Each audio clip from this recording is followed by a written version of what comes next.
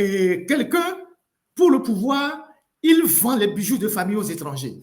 En 2007, Faure rencontre Sarkozy en marge du sommet Union européenne-Afrique à Lisbonne. Et Sarkozy lui dit, au détour d'une discussion, il lui dit, quand on aime la France, il faut penser aux intérêts français.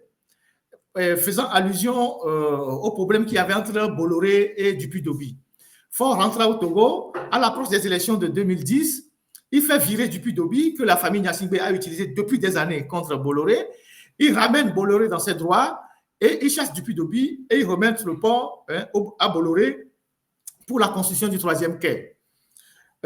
Et Bolloré arrive, et c'est ça qui crée d'ailleurs des ennuis à Bolloré aujourd'hui, parce qu'en 2010, Bolloré, selon la justice française, finance la campagne de Faure et celle d'Alpha Condé. Donc, il cède le port à Bolloré pour garder le pouvoir, le 2e mandat, donc le mandat de 2010. En 2015, qu'est-ce qu'il a cédé?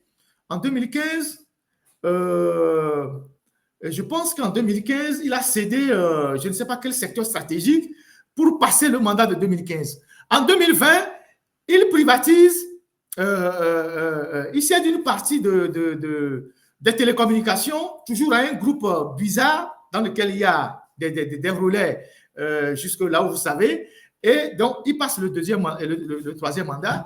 Et donc maintenant, après 2020, 2025, maintenant, il va vers Poutine et il dit à Poutine,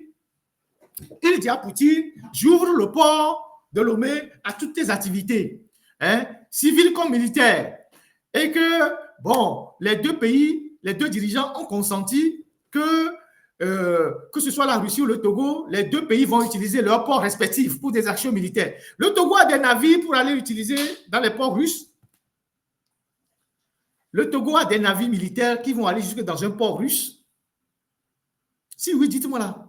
Le Togo a des navires qui vont aller dans un port en Russie. Des navires militaires. Puis c'est ce qu'ils disent, que les deux pays se sont entendus pour mettre à disposition de leur armée des navires qui vont faire le tour respectivement. Nous avons des navires. En d'autres termes, c'est Poutine qui va utiliser notre port. Nous, on ne peut pas envoyer des navires là-bas. Vous voyez?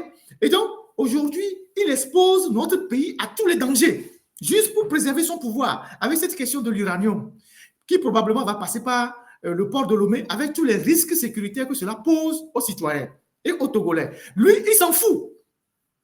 Donc, dans ce que nous allons vous présenter là, on va voir comment ce que les phosphates ont généré. On a retrouvé ces informations auprès d'organisations indépendantes qui